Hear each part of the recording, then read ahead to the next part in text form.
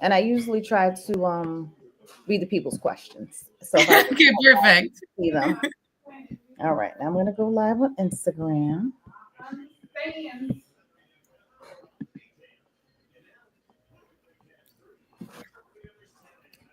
All right, here we are. Hey y'all, hey. Happy Monday. I Happy hope birthday. everybody's having a great week. Thank y'all for joining. I'm here today with my special guest. Her name is Emily Sullivan. Today's topic is what do we call it? The journey, the You gave it story. a fantastic Sharing. Hold on, let me see here. title. Let me see what my lovely flyer says. Which looked beautiful, by the way. Thanks to my graphic designer Stefan Oh my, Hudson. wait. Shout out to him. Okay, this is what you called it. Are you ready? It's It's so the good. unscripted life of a budding actor. I finally found Correct. the flyer. Yes, the unscripted life of a budding actor. So, hello, y'all. Happy Monday. Welcome to another Monday moment with your girl, Mojo. If y'all don't know, I do this each and every Monday, except for the summer. And in between the holidays, I take a little break, a little seasonal break. And I Mhm. ask somebody to join me, a special guest to join me. And we talk about different ways to help you and me and all of us find our mojo. If you don't know what finding your mojo is, that just means how you show up as your authentic self and whatever it is you're doing. If you're working, if you're playing, you're looking for a job, you're looking for a boyfriend, you're looking for a girlfriend, you're just looking to find a friend. Whatever it is you're doing, we just want to help you show up as your authentic self. So today, Emily is going to share with us how she shows up as her authentic self as she, what do you call it? Not strives to be an actor, and her acting journey. That's what we're going to. The journey is a great word. Yes, the journey. So, It's a but journey. before we get into the topic, I usually like to make a cocktail or mocktail. Today, I'm going with a cocktail flow. So I'm gonna make I'm on a tequila kick because last week was Cinco de Mayo. I don't know, but I am going to make a mashed berry tequila. Last week I made a strawberry tequila. This week I'm not discriminating. I'm using all of the berries. I have a blackberry, a blueberry, and a strawberry. Oh my I'll mash God. it all up in some tequila and some margarita mix, and maybe a splash of ginger beer if I'm feeling cute. That But I sounds just realized I forgot the tahini, so I'm gonna ask somebody to hand me the tahini off the table in a dime because I might need that before I make the magic happen on a glass. I'm glad that you're including tahini. The tahini's for the rim. Yes, yes, it is. Genius. Genius. The tahini. Thank you very much. And I just got into the tahini. I think I just Really? got using it. I like it, but I have never bought any for myself. So Isn't it wonderful? I'm gonna jump on it. Jump on it. So hi everybody. Hey Sweetwater. Hi Barbara. Hi Shirley Johnson. Hi Nisi 1006. Thank y'all for joining. If y'all don't know, today's topic is the what did see? I'm gonna remember my lovely theme. The The unscripted unscripted life life of a of a budding budding, actress whose name which is is Emily. so good. Because it is. So It's good. unscripted. The script is unscripted. So anyway, I y'all, the pun is great. how about that? How about that? So I'm gonna Yeah. garnish my rim first with I need some to watch this closely tahini. because you're a So professional. tahini. The mixologist in me wanted a little spice. Yes. Do a Okay. The little lime first. tahini. Mhm. I just have wine again, which is, That's okay. What lovely. kind, of, what kind of wine do you have? I think it's a Merlot. It's a Kirkland Merlot. I'm a simple woman. Hello? Now, are you usually a Merlot girl, or do you do like you cabs know, or Malbecs? Are you usually a Merlot person? you know what? This is maybe gonna sound a little bad, Maisha, but I love all alcohols. I love every wine. I think they're great. But I have a soft spot for Lambrusco, like a sparkling red, like a dry sparkling red. Okay. It's And like it's not as sugary as like a prosecco. Like I don't want to drink prosecco or champagne. I mean, like it'd be kind of cool to like have a life where you get to drink champagne every day. But the I like Lambrusco, isn't that kind of sweet too? it's a little sweet, but they have some drier ones. And I told my mom about it, and she said that that's what she and her sibling used to buy and then drink secretly when they were 15 years old in like the early 70s. Oh So my goodness. All right. I said, I like Lambrusco. And she went, Lambrusco. And so I bartend at a motorcycle bar called North Which Night is Club. And which is unbelievably cool of you. Like well, as per usual. we have a good time at the North Nights So Motorcycle cool. Club in Newark, New Jersey. So I'm gonna mash this up, but they keep Lambrusco on hand. Some people that's all they drink. They're Lambrusco with a little ice. So, Right? but I haven't tasted it. I'm not a sweet wine drinker. So anyway, y'all, I'm mashing up with a little mortar. Yes. All of the berries. I'm mashing them up. Then I'm gonna put them in my glass just so, because I think it'll be good in the bottom of that ice. Oh, it looks so pretty. Mm. It's gonna make that margarita a pretty color. I was just gonna mash it up in the bottom of the glass, but my sister had this lovely She gave you the whole thing? thing. Yeah, so we gonna make it do what it do. She's well equipped. Indeed, yes. She has I'm a gonna fully add some stocked ice, kitchen. The tahine rim looks great. right? I'm gonna add some ice, and I'm gonna Ice from add a mom, bit courtesy of more my mashedness. The right thing to do. Oh, look how pretty that is. I'm good thing I got a towel because I'm making a mess. It's hard not to make a mess when you're mashing stuff up, you know? And then all the berries, like they have so much, they bleed so much. Yeah, they have all of the things, but it's gonna make a pretty drink. All right, so now I got the mashing done. I am going to pour a What couple kind of of shots of tequila. okay. This What is kind? Luna Sul tequila. So I'm just gonna do 2 shots. Do you have a Okay. favorite tequila? You know, I'm still trying them out. This one isn't bad. I tried Dobel that I really like. There's a Hmm. special 1800 that I can't remember the special one. It's not the regular Yeah. one. It's like a textured, lumpy, bumpy kind of jar that I like. Oh, I thought you were gonna say the tequila is lumpy, and I was like, wow. The jar comes in. So this, I usually make my margaritas fresh, but this, when I do use a mix, this is a good organic classic lime margarita mix that won't steer you wrong. It's like the barefoot Contessa, you know? And when you're on a Monday moment and you don't have time to do all of the things, I It's Monday. recommend this, Tyler. I We're recommend busy. this. So if y'all just tuning in, I'm doing a mashed berry margarita. See how pretty that is? So what had Beautiful. happened was, if you just join it, is I mashed up some blackberries, blueberries, and strawberries, Mm. and then I put some ice in a low ball glass, 2 shots of tequila, and some not too shabby organic margarita mix. And just because I like a little garnishments, I am going to add a couple limes to top it off. Because what margarita Mhm. doesn't have a little lime juice in it? Mm. All right. So cheers to that. Cheers. Happy Monday. Happy Monday. Uh-huh. Happy belated Mother's Day to all the moms out there. Is it good? Yes. Are you pleased with yourself? And it's good. Yes. I have to shake my head when I do that. Mm-hmm. Mm-hmm. We're Mm-hmm. doing the right thing over here. We're doing the right thing. Is the So tahini nice?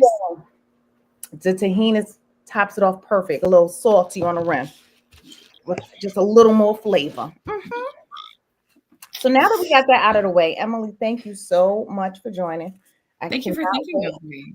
to get our chat on. If y'all don't know, today's topic that I cannot seem to commit to memory is the scripted life of a budding actress.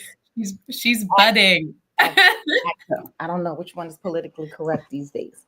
You know, tomato for me personally. I think I tend to go with actor for everyone. It feels kind of like it's like doctor, you know? Okay, so we're gonna go with that, actor. So Yeah. Emily, please tell the people a little bit about yourself, who you are, where you're from, what you Okay. do, and then I'll Yes. just inundate you with questions because that's what we Yes, do. ma'am. I'm ready. Mhm. My name is Emily Sullivan. I am born and raised in Cincinnati, Ohio, and I am a Midwest transplant to New York City. I moved to New York to work more in the acting world. I graduated from college where I went to Indiana University and I studied English and theater. I was very, very lucky to be recipient of a Wells Scholarship, which I'm very proud of. It was this really cool academic program. I finished that up, performed Shakespeare for a year, and did some tours That was really great. We spent a lot of time teaching kids as well. We'd be in and out of school, so teaching Shakespeare and performing full time. And I studied Shakespeare in London for a bit. And then after all of that, I went to New York and worked in childcare and got into marketing. And one day I applied to work at Scholastic Books on a whim, and they hired me, and I did not expect them to. And now I've been working there for 3 years with Maisha, who has been just, she's fabulous. I'm very, you all should be very jealous that you don't work with her. Well, thank you. I'll drink to that.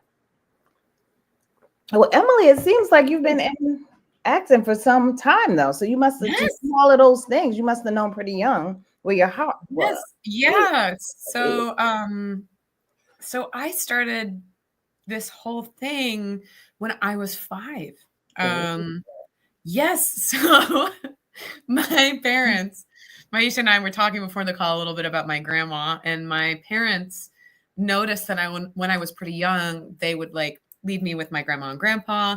They'd come back to pick me up later, and we would watch movies. We'd watch Toy Story, and they remember me reciting like scenes of Toy Story verbatim. And I think I really, like I dance on the table, the Backstreet Boys. We have a lot of home videos of that. And they were like, she seems a little extra. Let's sign her up for a theater class at the Y and see if we can like channel this into something. And we did an adaptation of a picture book, and it was my first time, but I got the lead. So just. And how old were you then? 5, 6? That was when I was 5. Okay. And I loved it. I loved it. Yeah. And so I continued doing that.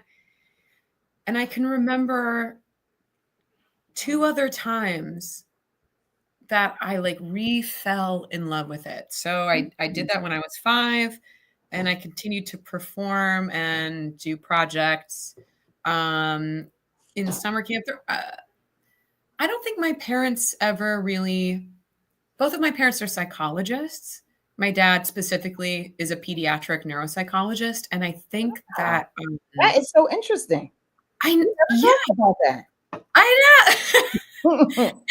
And I'm going to say this, for like 1 whole year or something, and we never talked about that. they're like, well, I mean, they are good psychologists, I'll say. So they're not like constantly armchair psychoanalyzing me.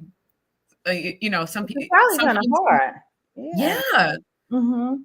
But I think they were very disinterested in they wanted to support my interests, but I don't think they wanted me to like pursue child stardom or anything. So I never had one of those like momagers or a dadager, as they're called.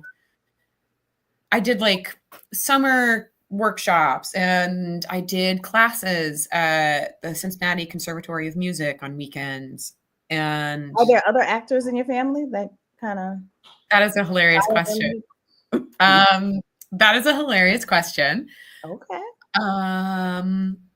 Yes, my younger brother, because he has to copy everything that I do. Of course, we love the older siblings. And yeah, Nathan, definitely. My younger brother Nathan also. Okay. He has the bug a little bit. Okay. That was a sidebar. Sorry, go ahead. It's a great sidebar. But when I was 11, I mean, bless my dad. And it was, it's this really beautiful father-daughter moment. I mean, I feel so lucky to have the family that I do. He took me to see a production of Tennessee Williams' The Glass Menagerie at this little theater in town. And we went and we saw it. And it was the first time that I'd ever been moved to tears by a piece of art. And I remember seeing it and thinking in the moment that I wished that I could do what those people on stage were doing more than anything in the world. Wow. And my dad saw me react like that and noticed in the program that the theater did youth classes. And so he immediately went to the lobby and signed me up for the classes. Wow. What great yeah. I know. I'm just beyond blessed, really, truly. Now, Now, do you And still feel like that when you're acting or when you're pursuing? yeah, Yeah, it yeah. is.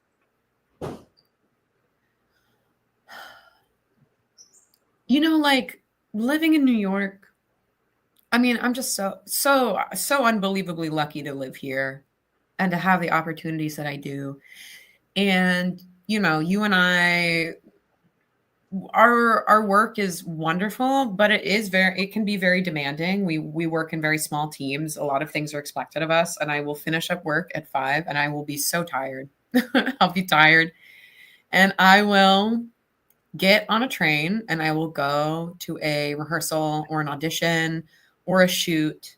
And I'll think to myself, I'm so tired. I don't want to do this. And the second that I step into the room, I'm just so happy. Cool. So happy. It's like I'm not tired anymore. I'm not hungry anymore. Like none of it affects me anymore. It's just bliss. And That there's is stuff about it that's a pain in the ass, but the yeah. love is there So I always. was going to ask you how you found your mojo in acting, Yeah. but it sounds like at that moment watching the glass menagerie, and every time you step on stage, that feeling. It's it is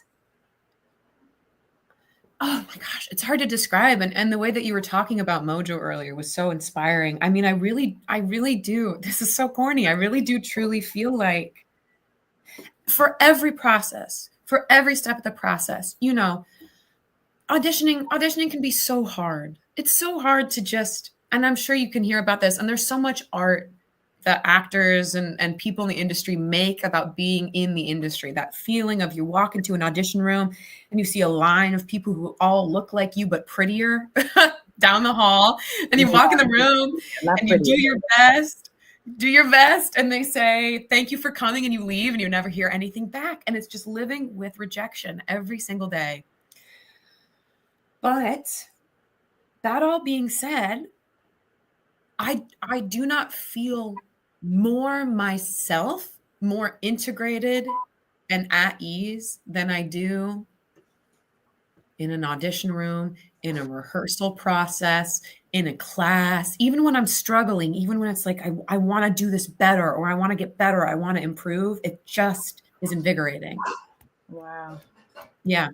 Now, I know I was asking you when you started and what you're doing now, Yeah. but tell us a little bit more about the process from the time you were 5, then 11, then Oh my gosh. then moved to from Cincinnati or Ohio to New York. Well, tell us about Yeah. that, and then like what you're doing now. Yes. Well, I think Cincinnati has now currently a budding film industry, but when I was young, actually, oh my gosh, the movie Challengers? Mm-hmm. My friend Burgess is in that, and I had no idea that she was in that. And I'm watching the movie in the theater, and they shot a lot of it in Cincinnati. I'm watching the movie in the theater, and she pops up on screen for this just beautiful scene, and I embarrassingly scream like yelp in the theater to see her. I'm gonna go see her in a show in Cincinnati in a little while with my friends AJ and Brianna, and they're amazing. And I'm just so excited for her. Um, and Luca, the director, like loves her, and she's been in a bunch of his movies, which is amazing. That all to say, there's more of a film industry, but I would bet you find this with a lot of kids who are interested in acting who don't have family in the industry like me. You start with theater. That's what's accessible. You do children's theater. So I was doing like adaptations of picture books, and then I was doing dance classes and musical theater classes and doing kids versions of Oklahoma and Pirates of Penzance. And Cincinnati has a very robust classical music scene, and our local college, CCM, has one of the best musical theater college programs in the country. Oh We have wow. Okay. we have great youth programs. So I'm Mm-hmm. doing youth acting classes, like these youth acting troupes. Once I get to middle school, I start auditioning for the school play and doing that. It's mostly musicals when you're really young, and then plays Okay. started opening up. Um, when I was actually okay, so this is kind of embarrassing. I'm going to tell you this embarrassing story. So, when I was in high school, in my experience, is when for a lot of like acting kids, theater kids, it's where things start really kicking into gear, because that's when you start to think about, do I want to go study this in college and do a conservatory program, which is focused on professional training, as opposed to like, you know, I don't know, an English degree or an academic study. So do you want to, and so things started kind of heating up in high school, and I was very good at school, and I was getting a lot of messages even from like my theater mentors and my acting mentors that I should not squander my, like I told like our choreographer for our high school musical that I was thinking about it, and she's known me for years, and she goes, "Don't you want to be a doctor?" And I was like, but so I started trying harder, and high school was when the first time that I started getting professional gigs that paid me, and I What was your enrolled. first one? What was your first professional gig that paid you? It's always been Shakespeare. How about which one? It was a whole summer contract, so it was in rotation, Macbeth and A Midsummer Night's Dream. Okay, all right. I was gonna Yes. say Midsummer Night's Dream. Okay. Yes, it's a classic. Actually, Midsummer Night's Dream was my first kiss when I was a freshman in high school. I had to have my first kiss on stage. My first ever kiss. Oh was wow! a Oh, wow! stage kiss, and it was my first stage. Wow! I was mortified. Mortified. You had a twofer. It was. I'm sure in retrospect it did not look that good. I bet I was very stiff-lipped. Like, but that is hilarious. My laptop is in charge. Don't mind me. Oh, okay. Put her on life support. Have to plug it in. Go ahead. Get her. There we go. I heard her. Right?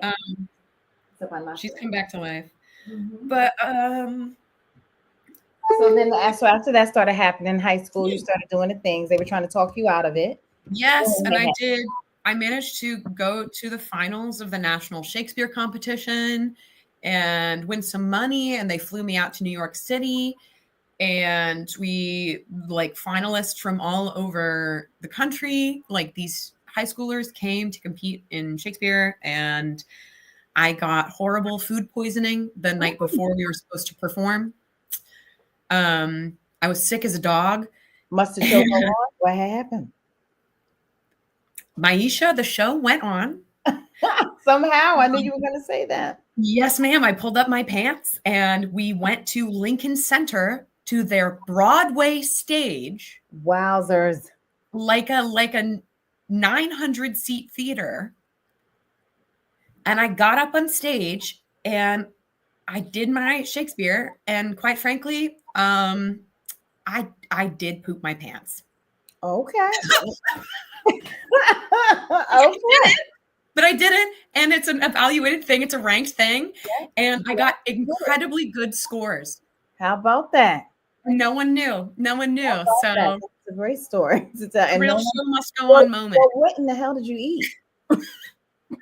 I blame NYU. We did this whole workshop at NYU the day before, and we had to eat in their cafeteria, and that's what I think did it. So, all right. That's like my most gruesome acting story. Well, I mean, if that's the most gruesome, and listen, that's not too scary. The show has to go on. I was very ill, but I did it anyways. Nobody knew. That's no small feat. I still did a good job. People know. Never stopped me.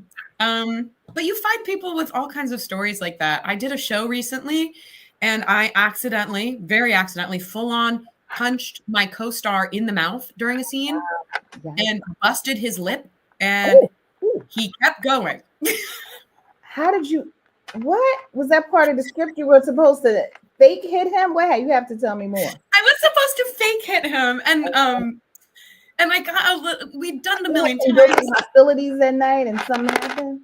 Something happened. You know, everything was just a little bit off. I pushed his lip into his tooth, and it split his lip in half. And we did the rest of the show. Well, all right. The guilt was acute. It's rightfully crazy when you rightfully so. Was he? Did he forgive you after? He absolutely made fun of me, and then I bought him an enormous container of red vines, his favorite candy. Okay. And I never ever came close to hitting him ever again. Okay. Fair enough. Um, I hope not. Suffice, we're still extremely good friends. I don't think he's holding a grudge. I think that he can cash this in as like a favor. Absolutely, though. He can guilt me with that for sure. Okay. Yeah. Now, what are you working on now? What are you doing now? How do you fill your day? Your Okay, how active do I day? spend my day? Well, after our wonderful job, Maisha, at I was about to say, Scholastic, I know how you fill your 9 to 5. yeah, I fill a lot of my day. So right now, I am in a show. I'm in what's called a staged reading, of a brand new play from a playwright that I really, really admire, Sophie McIntosh. She reached out and asked if I'd be a part of this, and I said absolutely. We're going up off Broadway at Theater Row this weekend. I'm really excited. It is about it's called Inwood House. It was a real place here in New York. It was up in, as you can expect, Inwood in the very late 1800s to early 1900s, and it was a place for wayward young women. Mm. So women who were pregnant out of wedlock, who had been sexually assaulted, who were working as sex workers, who were publicly intoxicated, who were at risk, were admitted there and like kept under lock and key in order to do laundry and to learn to do like unpaid labor, but also to correct their ways and learn to become professional laundresses. So when they left, ostensibly, they would have a respectable job to turn to. And many young girls would go there when they were pregnant with children that their parents perhaps didn't want, or children that their spouse didn't want. They would go there to conceal their pregnancy and to give birth in secret. And what happened to the babies? Sorry, I asked a lot of questions. No. They're great questions. Sometimes they were given up for adoption. Many times they died in childbirth or shortly after. Sometimes they would go home with the mothers. Okay. So there were a variety of options. But this I'm play, a drama fan. This really is intriguing. yeah. And so it's about 4 young women, and all of this is based on historical research, for young women living there in Inwood House in 1917. So it's really cool. And the playwright is finishing up her MFA at Columbia in playwriting. So I'm kind of like one of the greatest American playwrights currently living, Lynn Nottage, who's just beyond, is like got us this placement and will be coming to the show. And so she's just one of the greatest living playwrights. She's amazing. But that's coming up this weekend. And I've got a screening of a short film that I was in. It's a screening for the folks in the production. That's going to be on the 22nd. And then that can go out places. And then I am in final post-production for the short film that I produced and wrote and I am in, which is... So you're acting and producing. Yes, and writing. And writing. That is fantastic. It has been a profoundly meaningful, eye-opening, terrifying journey, and I'm sure, you know what this is like, to like invest in yourself, to take a bet on it's all of those things that you said, terrifying, enlightening. Yes. Yeah. And doing something you've never done before. I've never produced. I've never been on this end of it. And like learning about all of the steps that go into this. And what do you think prepared you the most for all of that?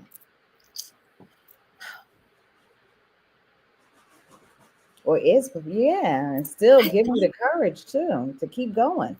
Honestly, my community. Yeah. The answer to both of those questions is my community. I have an incredibly just I have really, really amazing friends who are generous in spirit and great artists in their own respect and come from all over the world. I was about to say they must follow you wherever you go because you were in Cincinnati and look at you now in New York Yes. and you can still say Yes. the Well, same about your people. I know. Truly, truly. I mean, one of my friends that I did Shakespeare with, Kenny, was just here and we were visiting with each other and he's doing amazing. He's over in Chicago, but we're bonded for life. I mean, there That's a it's beautiful thing. Speaking it about is. bonded for life, I Yeah. know the a couple few times we have our water cooler chats. In this Yeah. in this journey to how is dating? How is it difficult Mm, to have a job and then a job and then a job? And then, yes. a Yes. social dating. I might want to like somebody like sometimes. Oh my god, it's so annoying. I It's mean, it can hard. be It's so annoying anyway, but yes, it can be annoying anyway. So it presents me with a variety of predicaments. Number 1, I'm busy, which I'm sure you understand. You're a woman with a lot of passion and skill. why thank you, kind lady. Like our days are full. Our days are full of very interesting things.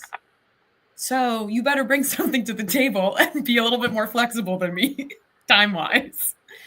But Amen. I'm currently so I'm for the first time, I mean, I started dating when I was 16. My Hmm. first high school boyfriend, I dated for 3 years and I met him doing a musical. That wasn't the He was first kiss on stage, was it? no, it was a different person. Just Can you imagine? saying. It wasn't even Yes, someone I I was can into. imagine. Max is great, but it wasn't someone that I was into. So, Okay. Well, that's and I happened to me as of recent, but that's another story for another day. Go ahead. so first high school boyfriend, dated for 3 years. He's lovely. We're still friends. Met doing theater. College boyfriend, met doing theater. Well, College they say situation. at work sometimes, that's who you You're, see most of the time. you're around each other. You have similar interests.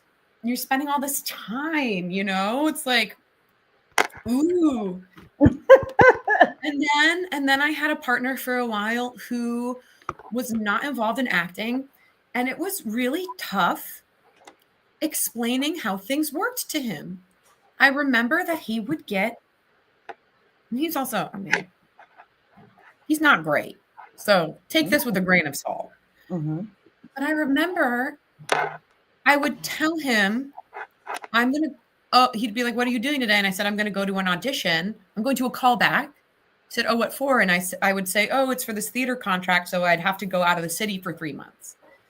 And he would be so angry at me. And he'd say, well, didn't you think about me? Well, didn't you think about, I wanted to spend the summer together. What do you mean you'll be gone for 3 months? And I have to explain to him, this is a callback. This is a guarantee of nothing. The Mm. overwhelming likelihood is that I'm not going to get this job.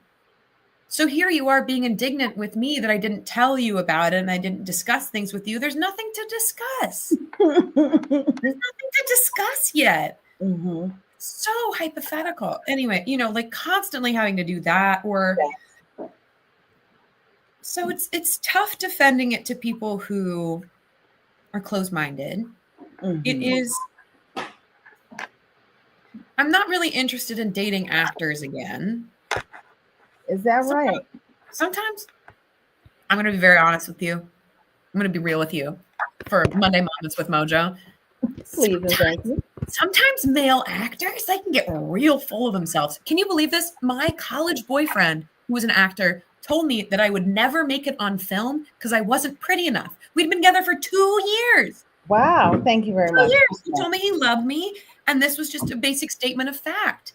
And he told me that he was going to be a big star because he had the drive. And I will tell you what, Maisha, out of the two of us, I am the only one still working. So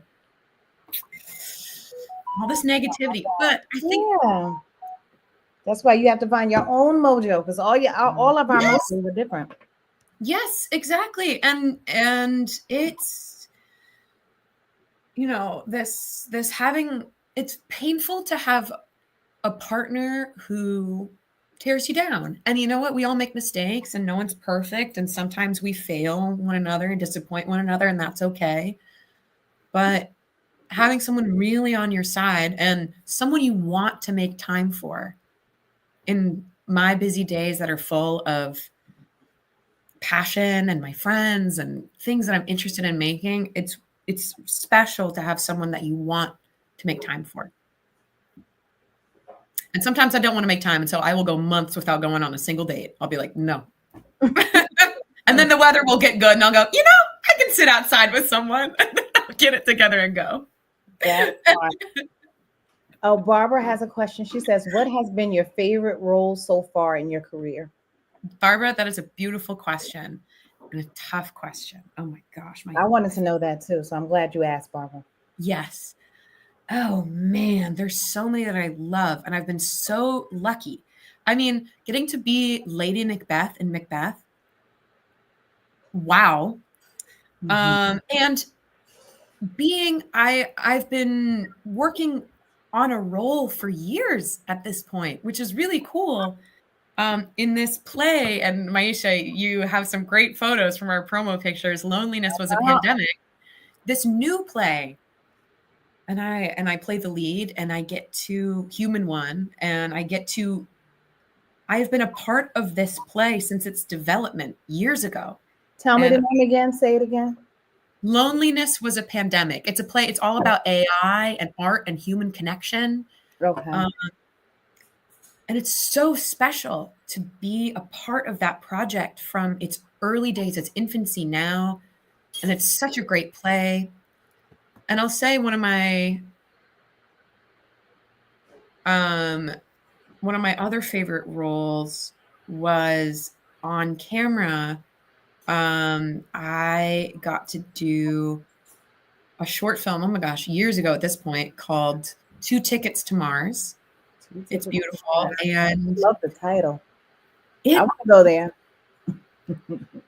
It was really special to do because it was my first time leading a film production, and it really introduced to me this whole new world of performance. Like this thing that I love, this thing that's like, my mojo, like my heart's passion, like suddenly learning there's a whole other way to do it was like a feast.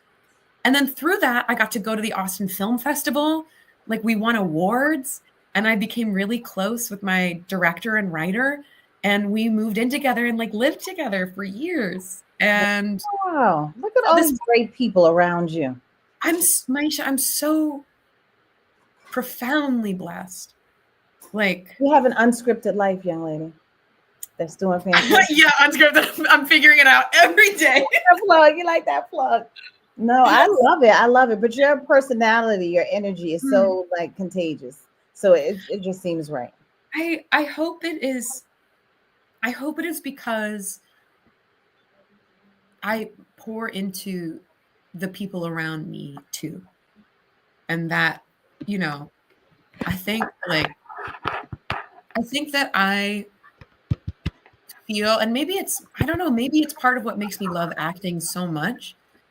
It's just this kind of like even in like very dark moments, an unshakable like soul love for other people, for humanity.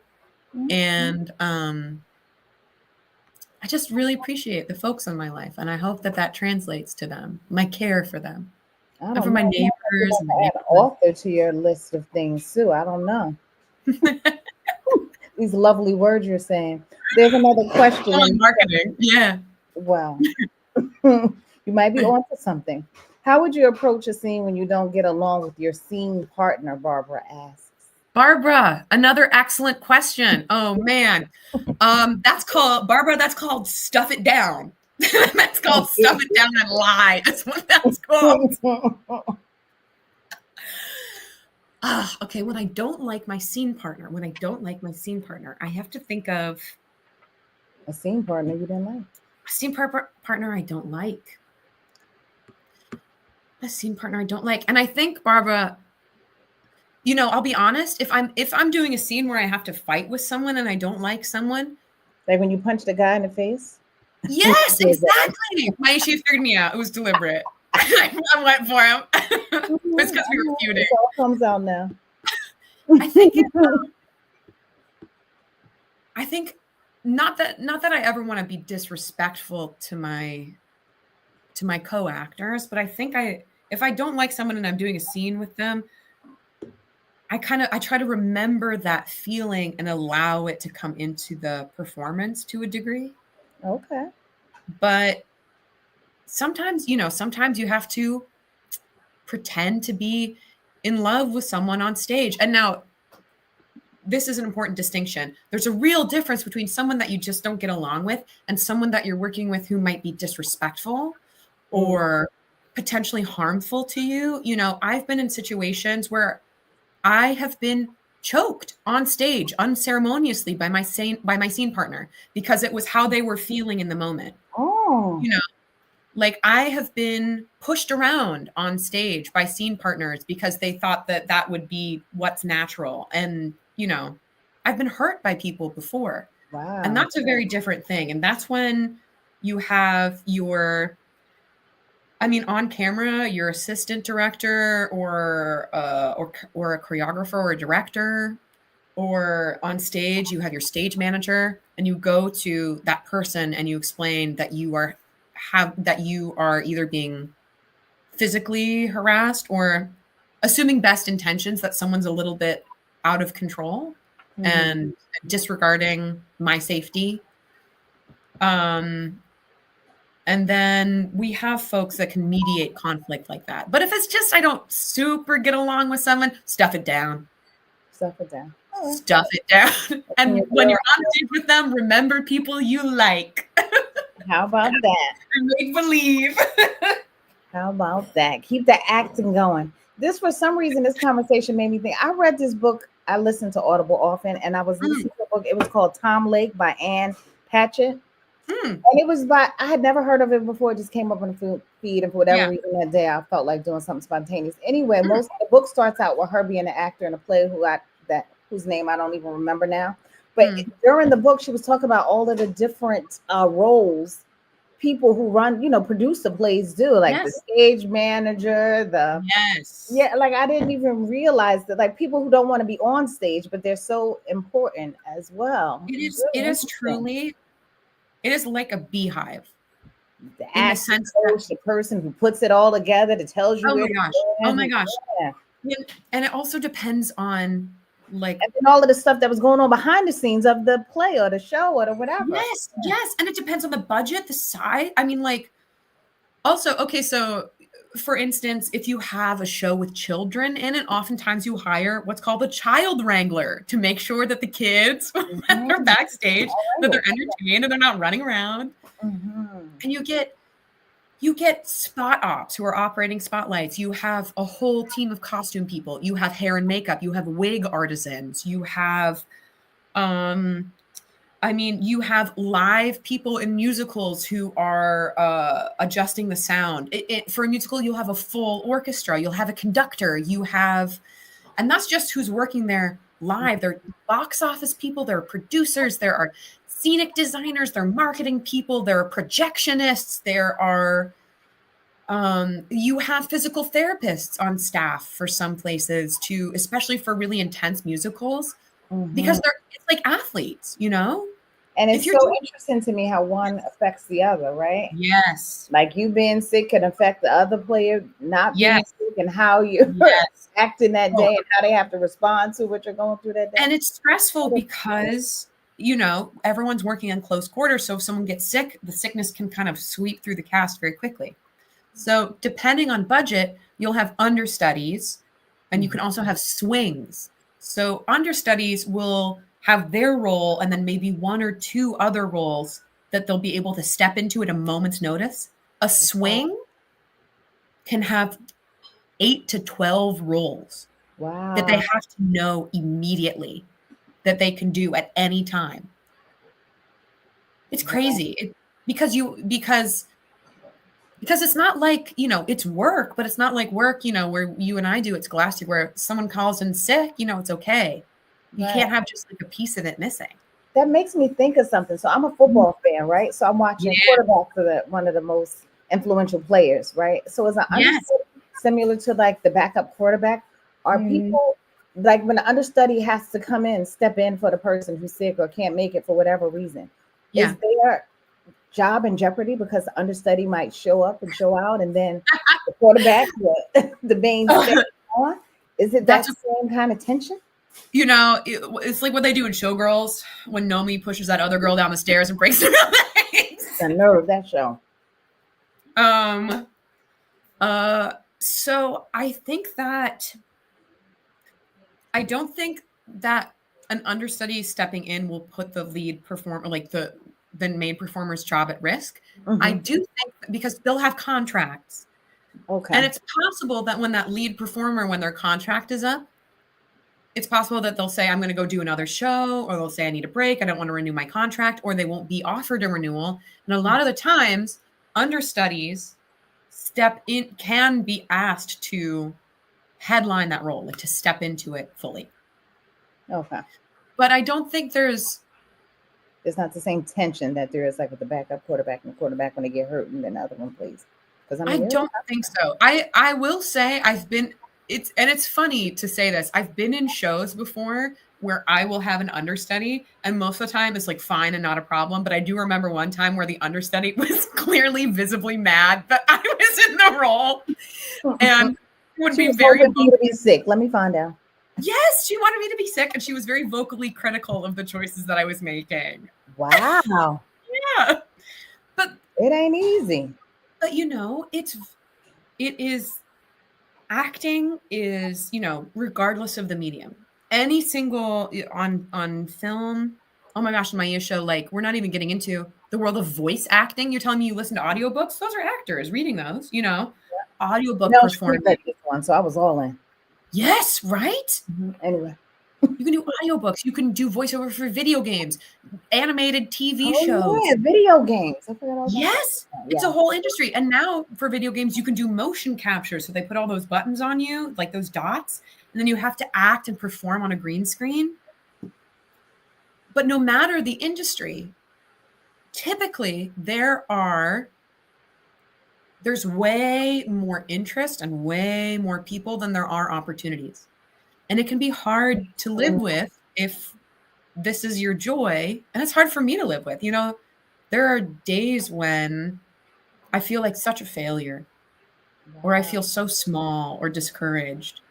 And generally, I let myself have at most 24 hours to wallow, and I buy myself a nice dinner, and I get to complain a little bit about how I feel. And then after 24 hours, I have to pick myself back up and focus on all of the things that I'm grateful for and keep going.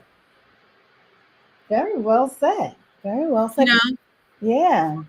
I was going to ask you next, as Yeah. at the end of the hour, what Yeah. advice you can give for to other people who are Mm. striving to be an artist or an actor? Yes. And Oh my gosh. that was Oh, pretty good advice right there. That's one of growing yes. right there. Yeah. Give 24 yourself hours. time to go through the thing, to Yeah. feel the Oh, thing. I always feel like that because you can act like it's not there, but it's there. it Really. being an artist. First, okay, so I guess these are my pieces of advice. And these are also pieces of advice that I tell myself because it's not like I take my advice every day. Number one, no matter the art that you're making, it is precious. It is from your soul. And if you are painting in a painting class, you're painting for yourself, you're singing for yourself, you're singing in your church choir, you're Beyonce, you are Meryl Streep, you're anyone in between, that the expression of your soul ignites other people, and it's all precious. And the idea of making it, that's not in your control. Fame is not in your control, but the joy of what you do every day is worth it.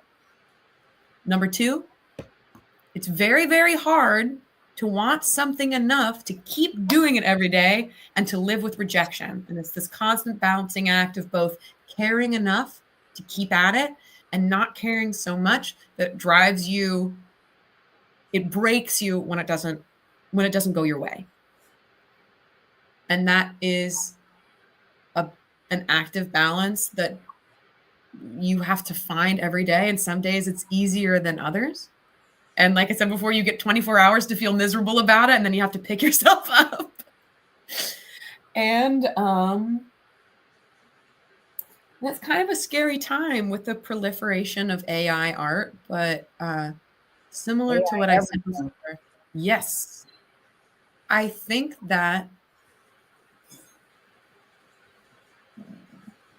that art is and storytelling and music are as old as humanity, and they're not going anywhere. And that in a time when we can feel so lonely and disconnected from each other, that the act of creation and sharing that creation with other people connects us more deeply than ever before, as opposed to just us consuming art made by artificial intelligence. Yeah. It's about that soul to soul connection, that that mojo, like you said. So I Well, guess those are some pieces of advice that I would leave. I have to ask just because I thought of it. Yeah. I was saying that is the if you it sounds to me, but you correct me if I'm Mhm. wrong. If you didn't make $1 off doing this, it seems like this is what you would do. Yeah. You would do it. But Sometimes in that vein, what would you do if you did make $1 million? What would be your dream my performance? Your my dream dream performance. or your yes, or your dream Oh my acting. gosh. Oh What my would it look like? What does it look like? what does it look like? A dream day life performance. Okay. Okay. So here's my dream. I Like the genie. If I was the genie, your yeah. crystal ball. Well, I greatly admire, I can be a bit of a snob, so I really admire true like artists, like this actress in New York here, Deirdre O'Connell, or like Viola Davis, whom I'm sure you know, or Frances McDormand. These artists who are, I would love to do like an indie film that gets picked up for distribution, and then do some kind of TV show that makes me like enough money to be comfortable so I can shop for organic groceries and not worry about it. And then I get to do a play off Broadway at Playwrights Horizons. And I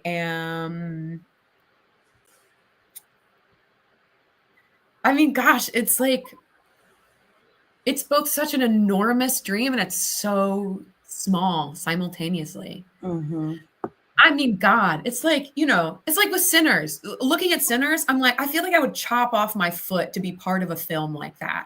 With such a visionary director, with such a cool script, with Yeah, such an amazing cast. I just finished watching this German sci-fi show, Dark, and I was telling my mom, I was like, if I ever got to be part of something halfway as cool as this, life made. that's it. Life. How about that? So cool. So cool. And I think especially, I love something a little weird, like a little sci-fi, a little fantasy, a little horror, something a little weird. Love it. That's my favorite. I like that. I like that. Yeah. I don't want to miss any of these questions. And Sweetwater, you hit on this a little bit, but Sweetwater is asking, how do you Yeah. believe AI will impact your career as an actor? Oh well, I mean, gosh, it terrifies me.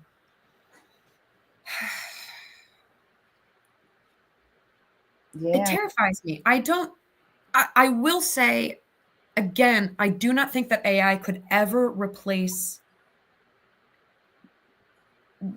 because art is not just like, and when I say art, I mean acting, singing, anything, like any human creativity. It's not just a product, part of what makes the art special is the act of creating it and someone else relating to you, and two people in communion together like that across, even when you watch movies made by directors who are long dead, they're still sharing a piece of themselves with you. So I don't think that AI can ever fully replace that.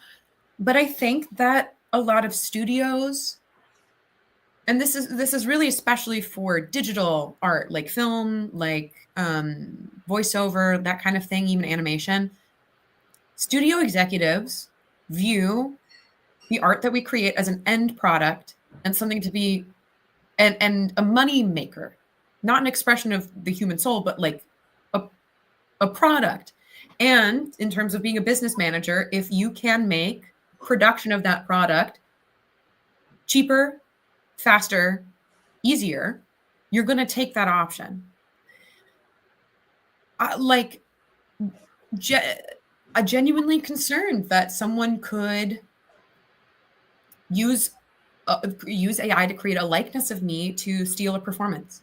That AI will be used to, similar to what they did in like a recent Star Wars movie, the AI will be used to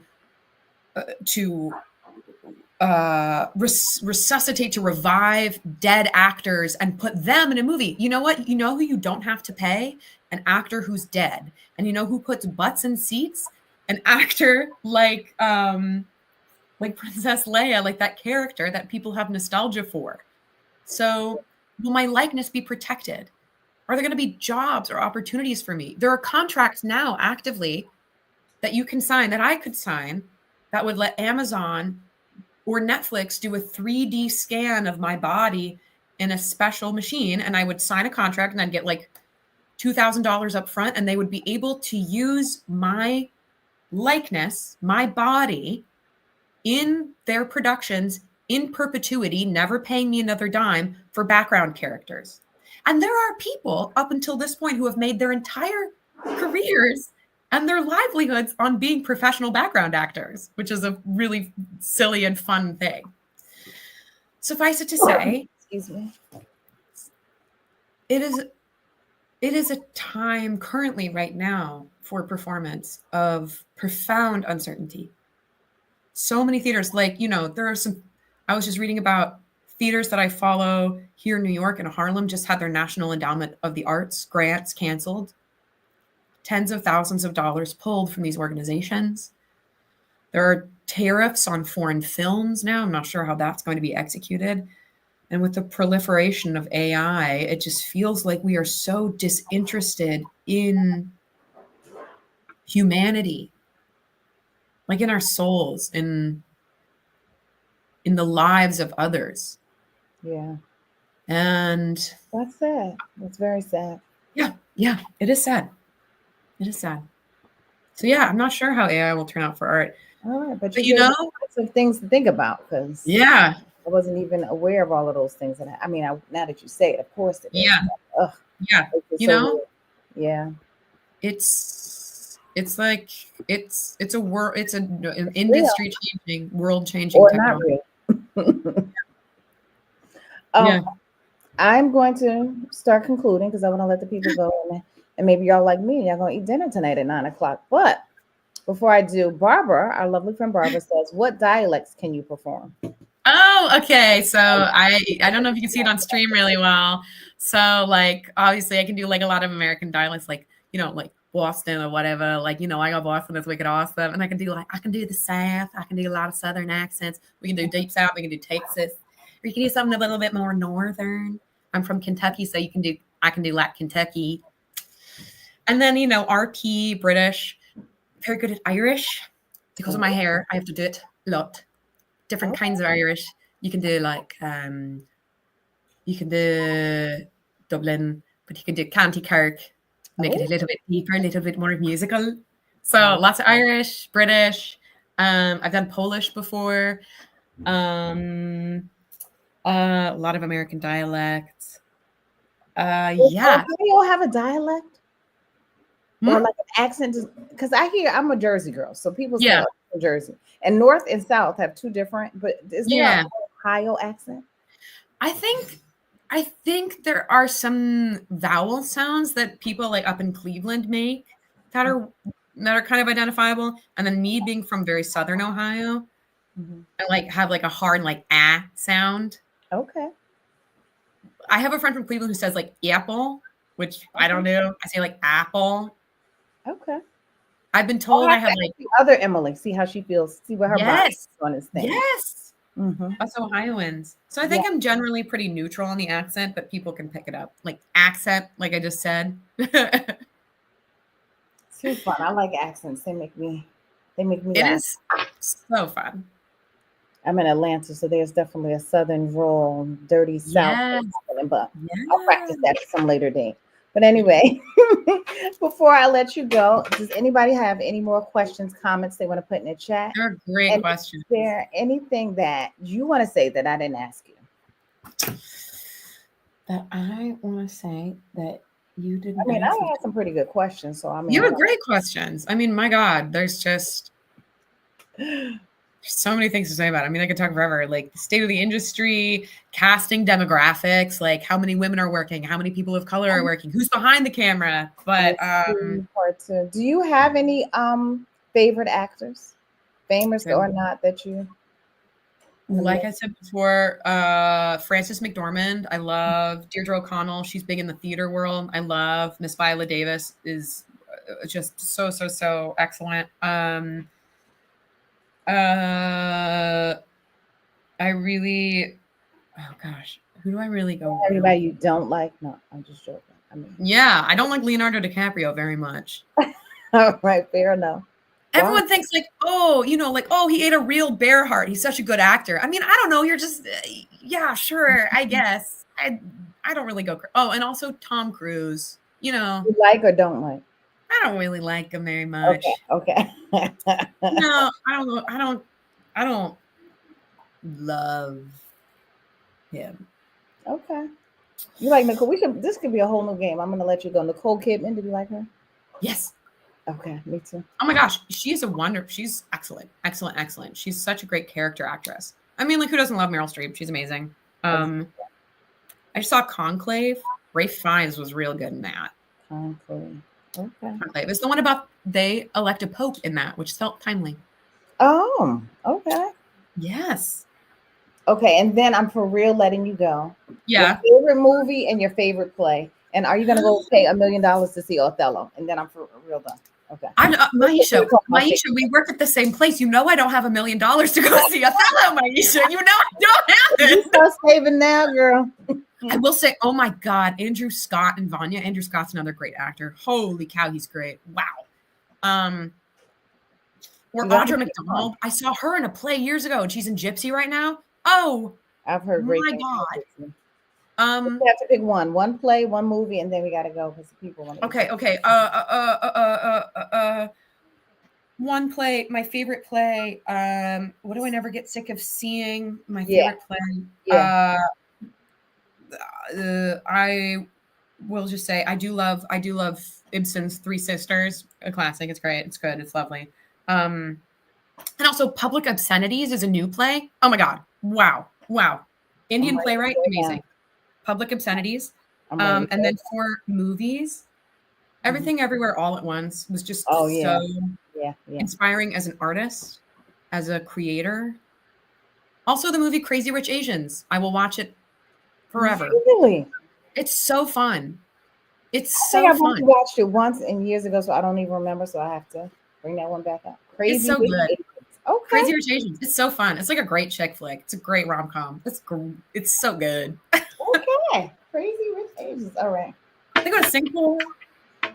I love this. Well, thank you. I'm glad I ended with that. I wanted to know. Emily, thank you so much for sharing. You know, I could talk to you all day, but this is how I met you. I think we just started talking.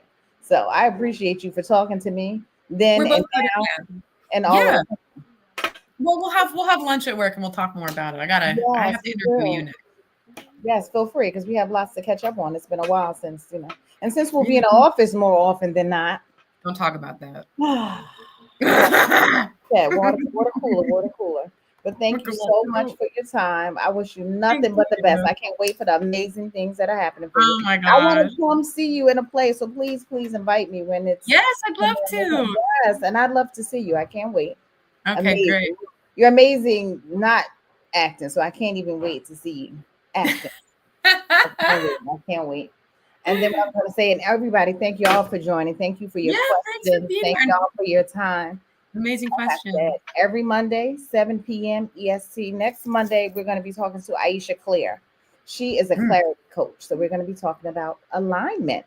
So join me then. And the Monday after that, we're going to be talking to Andrea Pinkney. And we're talking about all of the M's, Mojo in. We're going to be talking about making time for yourself. We're going to talk about manifestation. We're going to talk about motherhood. We're going to talk about all of the things. So Wow. join me Monday, 7 p.m. for a cocktail, mocktail, and a great conversation.